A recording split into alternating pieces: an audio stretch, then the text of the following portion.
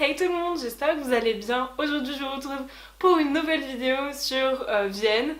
Je suis ravie de pouvoir vous présenter aujourd'hui les activités qu'on a fait et les bonnes adresses que on a testées.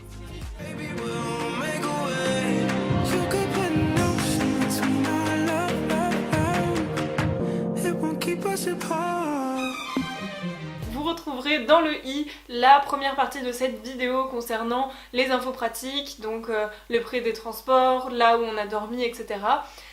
Voilà, je vous incite vraiment à aller la voir, vous avez plus d'informations sur les prochaines vidéos qui arrivent.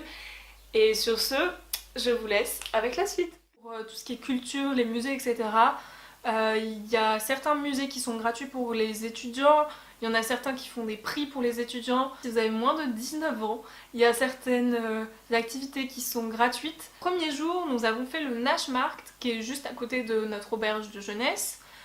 C'était sympa, c'est un marché. On a fait la Maria-Hilfer-Straße, qui est la rue un peu principale. On a fait donc la Bibliothèque nationale d'Autriche, qui est très belle, qui est franchement à voir, on a adoré. L'opéra, on l'a vu de l'extérieur, puisque l'intérieur, il y avait donc les visites qui étaient faisables.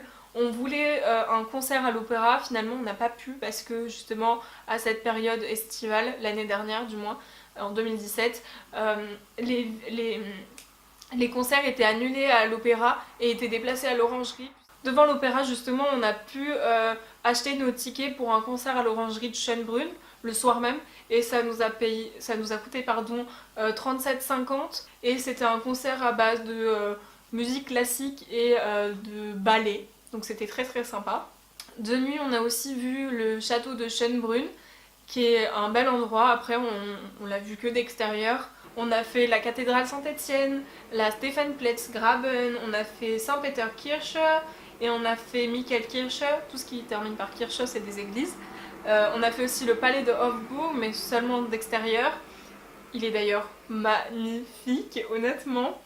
On a fait le quartier des musées et dans ce quartier-là, on a fait le musée Léopold qui était très sympa, ça a coûté 8 €.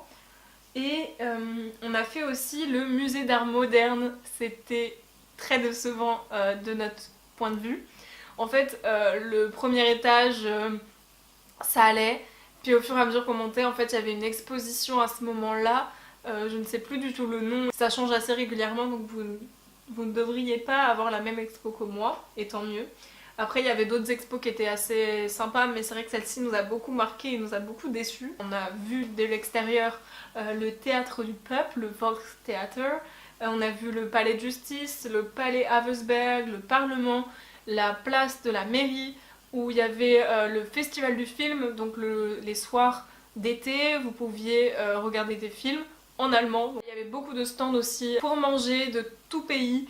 Et ça c'est super sympa. On a fait aussi le jardin du peuple, c'est le Volksgarten, l'université, la Votivkirche, le parc de Sigmund Freud.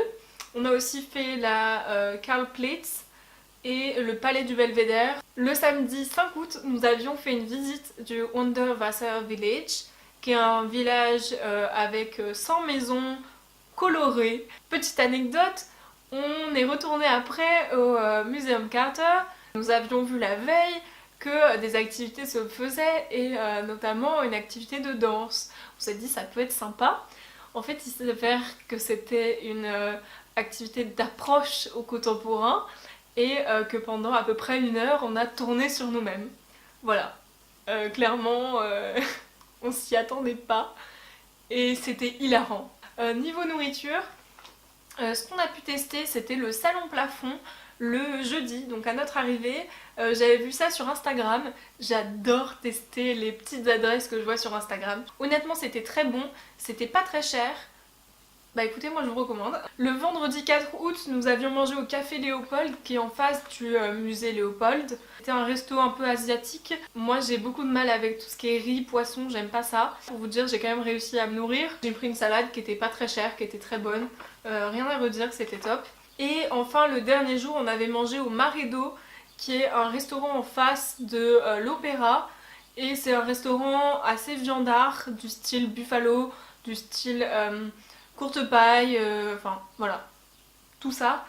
C'est pas forcément ce qui est plus donné. On n'a pas du tout pris de viande et pour autant on en avait eu pour 10 € chacune. Ma vidéo touche à sa fin. Un grand merci à vous de m'avoir écouté et de m'avoir suivi. J'espère que ça vous aura peut-être donné des idées de quoi faire à Vienne si jamais vous y allez dans pas longtemps, ou qu'au contraire vous y êtes jamais allé et que ça vous donne envie d'y aller, ou bien que si vous êtes déjà allé, juste ça vous remémore des bons souvenirs. En tout cas, c'est une des villes qu'on a adoré pendant notre voyage interrail. Je vous remets la vidéo sur l'expérience globale dans le i, vous y avez accès assez rapidement. Et puis voilà, sur ce, moi je vous laisse avec mes réseaux sociaux et n'hésitez pas à activer la cloche de notification pour recevoir un message quand je poste une nouvelle vidéo. J'essaye d'être vraiment active en ce moment parce que ça me fait plaisir de vous poster tout un tas de vidéos sur voilà, les voyages et tout, sachant que c'est les vacances, donc si jamais vous partez dans ces villes, j'espère que ces vidéos vont pouvoir vous aider. Et voilà, en tout cas, je suis ravie de l'avoir faite et voilà, j'espère que ça vous a plu. Je fais gros bisous, je vous retrouve très bientôt. Bye.